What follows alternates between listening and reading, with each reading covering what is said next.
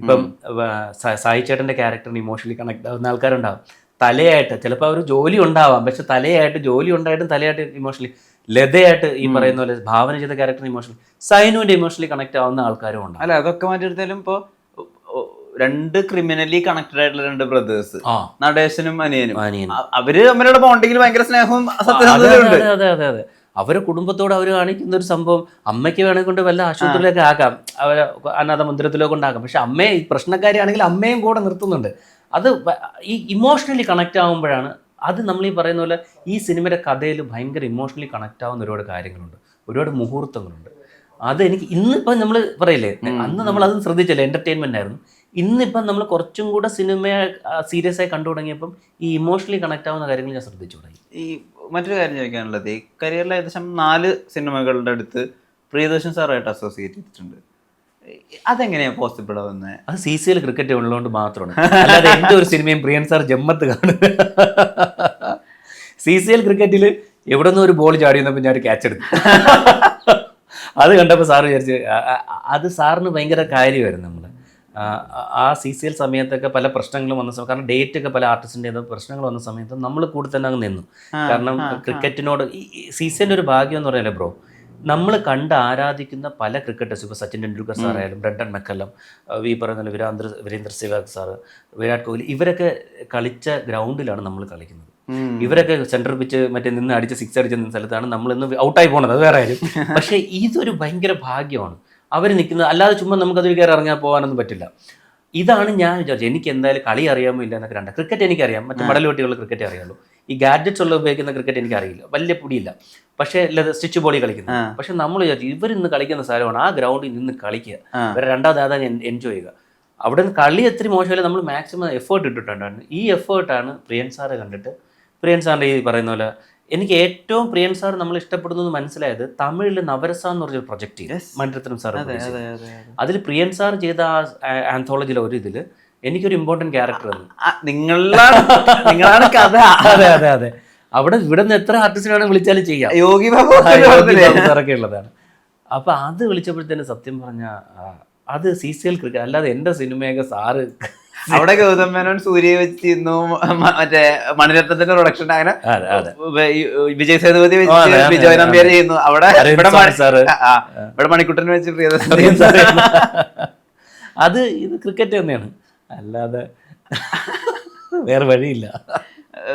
മണിക്കുട്ടൻ ഇപ്പോൾ സിനിമയുടെ അകത്തൊരു ഗോഡ് ഫാദർ വേണം, അല്ലെങ്കിൽ നമുക്ക് എപ്പോഴും നല്ല സിനിമ ഏതാ മോശം സിനിമ ഏതാന്ന് പറഞ്ഞു തരാൻ ഒരു കൂട്ടം ഓഫ് ഫ്രണ്ട്സ് വേണം, അങ്ങനെയൊക്കെ പറയുന്ന ഒരുപാട് ആളുകളുണ്ട്, അല്ലെങ്കിൽ അങ്ങനെ നമ്മുടെ തിയറീസും കേട്ടിട്ടുണ്ട്. ഇപ്പോൾ കരിയറിൽ ഇപ്പോൾ എല്ലാ കാലവും ട്രോൾ മെറ്റീരിയൽ ആവുന്ന ചില സിനിമകൾ മണിക്കുട്ടൻ്റെ കരിയറിൽ വന്നു പോയിട്ടുണ്ട്. അത് എല്ലാ ആക്ടേഴ്സിനും ഉണ്ട്.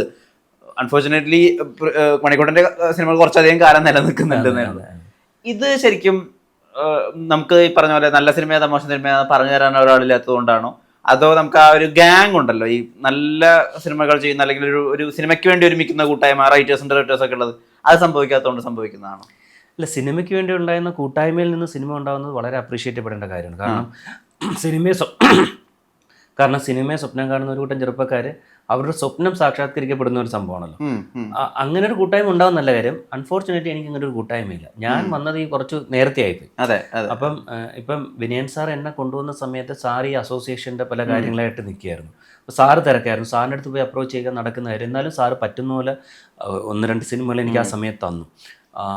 പിന്നെ ഉള്ള സംഭവം എന്ന് പറയുന്നത് ഞാൻ നേരത്തെ പറഞ്ഞ പോലെ എൻ്റെ ഏണിംഗ് ഓഫ് ലിവിങ്ങും എൻ്റെ പാഷനും ഒന്നാണ്. അപ്പോൾ ഒരുപാട് നമുക്ക് സെലക്ട് ചെയ്ത് പോകാൻ പറ്റില്ല. പിന്നെ ഞാൻ എന്നെ തന്നെ ഒരു ആക്ടിങ് സ്റ്റുഡൻ്റായിട്ടാണ് കാണുന്നത്. എനിക്ക് എല്ലാ വരുന്ന സിനിമയിലും ഇത് സെലക്ട് ചെയ്യും, അത് അങ്ങനെയില്ല, ക്യാരക്ടേഴ്സ് ചെയ്തുകൊണ്ടിരിക്കുക. ചിലപ്പോൾ ആൾക്കാർക്ക് ഇഷ്ടപ്പെടാം, ട്രോളാം. പക്ഷേ ഞാൻ എന്ന് പറയുന്നത് ഒരു ആക്ടിങ് സ്റ്റുഡൻറ്റിൽ നിന്ന് ആക്ടറായി ഇവോൾവ് ചെയ്യുക എന്നുള്ളത് മാത്രമേ ഞാൻ ശ്രദ്ധിക്കുന്നുള്ളൂ. പിന്നെ ഈ പറയുന്ന പോലെ എനിക്ക് സുഹൃത്തുക്കളുണ്ട്. എൻ്റെ ഭാഗ്യം കൊണ്ട് ഞാൻ അവരുടെ അടുത്ത് പോയി അവസരം ചോദിക്കുമ്പോൾ അവരെനിക്ക് തരുന്നില്ല.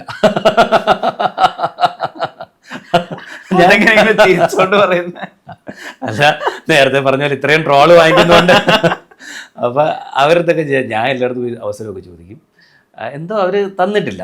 പക്ഷേ ഞാൻ ആ തരാത്തത് കൊണ്ട് അവരടുത്ത് വിഷമമൊന്നും പ്രകടിപ്പിക്കാറില്ല.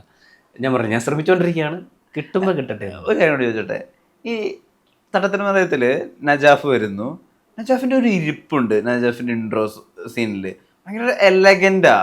ഇയാളേതോ വലിയൊരു ഭയങ്കര റിച്ച് ആയിട്ടുള്ള ഒരു ബാക്ക്ഗ്രൗണ്ടിൽ നിന്ന് വരുന്ന അതിന്റെ കോസ്റ്റ്യൂംസ് ആയാലും അതെ അതെ ഏതെങ്കിലും ഒരു സീനിൽ നിവിൻ പോളിനെക്കാളും നമ്മൾ വേറൊരാളെ ശ്രദ്ധിക്കണമെങ്കിൽ നജാഫിനെ പ്രത്യേകിച്ച് ആ ഇൻട്രോ ഇങ്ങനെ വന്നിട്ട് ഇങ്ങനെ ഇരിക്കുവാണല്ലോ ഈ കഥകളൊക്കെ ഉണ്ട്.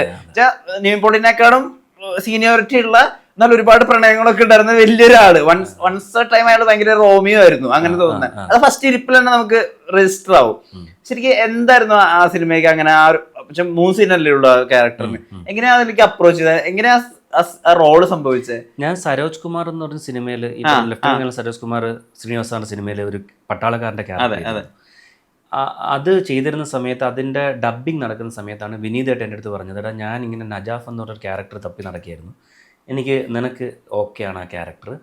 അപ്പോൾ ഞാൻ ഭയങ്കര കാരണം തട്ടത്തിന് പറയുന്നത് എനിക്കൊന്ന് നിവിന് മുന്നേ എന്നെ സെലക്ട് ചെയ്തു ഈ നജാഫായിട്ട്.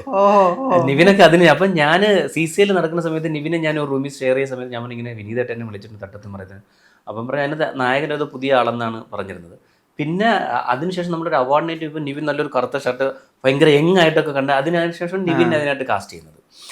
ഞാൻ നജാഫ് ചെയ്യുന്ന സമയത്ത് വിനീതായിട്ട് എൻ്റെ അടുത്ത് ഈ ക്യാരക്ടർ ഇങ്ങനെ പറയുന്നു, അതായത് മറ്റേ കാർ വാങ്ങിച്ചു ബംഗ്ലാവ് വാങ്ങിച്ചു. അപ്പോൾ പുള്ളിക്ക് പരിചയമുള്ള 2-3 സുഹൃത്തുക്കളുണ്ട് അങ്ങനെ കല്യാണം, അതായത് ജീവിതത്തിൽ കഷ്ടപ്പെട്ട് കിടന്നിട്ട് കല്യാണം കഴിഞ്ഞ് കഴിഞ്ഞപ്പോഴത്തേന് മരുമോനായിട്ട് എൻജോയ് ചെയ്ത് ജീവിക്കുന്ന ബെൻസ് കാറ് അത് ഇതായിട്ട് ജീവിക്കുന്ന ആൾക്കാരുണ്ട്.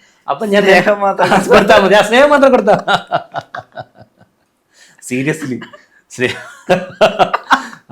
അങ്ങനെയൊക്കെ ഒരു ഭാഗ്യം കിട്ടാൻ ഭയങ്കര പാടാണ്. സ്നേഹം മാത്രം കൊടുത്താൽ മതി, ബാക്കിയെല്ലാം നമുക്ക് കിട്ടുന്നത് നമ്മളെയൊക്കെ ഒരുപാടുണ്ട്, ആർക്കും വേണ്ട. അപ്പം ഇത് വിനീതായിട്ടൊരു ഈ പറഞ്ഞല്ലേ അല്ലേ കണ്ടു പരിചയമുള്ള ക്യാരക്ടേഴ്സ് ആകുമ്പോഴത്തേന് കുറച്ചും കൂടി ലൈഫ് ഉണ്ടാവും. അപ്പൊ ആ ഇരുത്ത പോലും ഇപ്പൊ ഞാൻ സാധാരണ നോർമലായിട്ടുണ്ട്, പക്ഷെ പുള്ളി പറഞ്ഞടാ ഇത് ഇങ്ങനെയാണ്. ഇപ്പൊ ബ്രോ പറഞ്ഞതുപോലെ ആ നജാഫിന്റെ ആ ഇരുത്തൽ ആദ്യത്തെ നജാഫിൽ നിന്ന് അടുത്ത നജാഫിന്റെ ഒരു ഇതുണ്ടല്ലോ ട്രാൻസ്ഫോർമേഷൻ, അത് പുള്ളി പറഞ്ഞു തന്നെയാണ്. പുള്ളി അത് വളരെ ഇതായിട്ട് പറഞ്ഞു തന്നു, അതുപോലെ ചെയ്തു കാര്യം സംഭവം. കോമിക് ടൈമിങ് എന്തിനാന്ന് പറഞ്ഞിട്ട് അടിക്കണം അത് ഞാനിട്ട സംഭവം കേട്ടാ. അതായത് അടിച്ചോണ്ടിരിക്കുമ്പോഴത്തേന് ഇവര് ലാസ്റ്റ് എന്നിട്ട് സണ്ണിയൊക്കെ എഴുന്നേറ്റ് പോകാൻ ശ്രമിക്കും. അപ്പൊ ഞാൻ ഇങ്ങനെ എഴുന്നേറ്റ് ഇങ്ങനെ വരുമ്പോഴത്തേന് പോകുമ്പോ പോയില്ലേ എന്ന് പറഞ്ഞാൽ അത് ഞാൻ എൻ്റെ കയ്യിൽ നിന്നിട്ടൊരു സംഭവമാണ്. ഞാൻ ആദ്യം പറഞ്ഞ പോലെ എന്തൊക്കെ പറഞ്ഞാലും മലയാളികൾക്ക് ഒരു അസോസിയേഷൻ ഉണ്ട് മണിക്കുട്ടനായിട്ട്.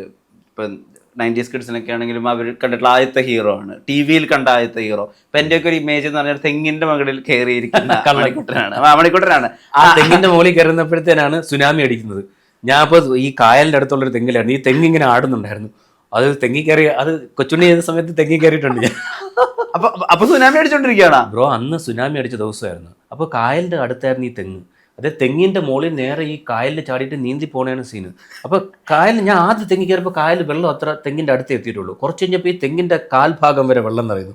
കാരണം കായലും കടലും അടുത്തുള്ളൊരു സ്ഥലത്താണ് നമ്മൾ ഷൂട്ട് ചെയ്തുകൊണ്ടിരുന്നത്. അപ്പോൾ ഈ തെങ്ങി കയറിയ കഥ പറയുമ്പോൾ എനിക്ക് ആ സുനാമി അടിച്ച ദിവസം ഓർമ്മ വരും. കാരണം തെങ്ങ് ഇങ്ങനെ ഒരു നാടുണ്ടായിരുന്നു. ഞാൻ പറഞ്ഞു സാർ ചാടേണ്ടി വരില്ല, തെങ്ങ് പിഴുത് മിക്കാറും വീണ് കൊച്ചിന് രക്ഷപ്പെട്ടു പോകുന്നതായിരിക്കും. ഞങ്ങള് ഭയങ്കര സൂപ്പർ ഹീറോ അതെനിക്ക് ജീവൻ മരണ പോരാട്ടം. അതിന്റെ മുകളില് എന്റെ സൂപ്പർ ഹീറോ തന്നെ ആയിരുന്നു ഞാൻ ആ സമയത്ത്. എല്ലാവർക്കും അതിൻ്റെതായ ഒരു സമയം വരുന്ന പറയണ പോലെ മണിക്കുട്ടൻ സ്റ്റാർ ആവുന്ന, അല്ലെങ്കിൽ അതിന്റെ എല്ലാ അർത്ഥത്തിലും മണിക്കുട്ടന്റെ ശരീരത്തെയും ഹ്യൂമർ സെൻസിനെയും ഒക്കെ ഉപയോഗിക്കുന്ന ഒരു റോള് വരും. അന്ന് മലയാള സിനിമ എല്ലാ സ്നേഹത്തോടും കൂടി അത് സ്വീകരിക്കും. നിങ്ങൾ ഒരിക്കലും ഫെയ്ഡ് ആവാൻ പോകരുത്. ഒരുപാട് സന്തോഷം. Thank you.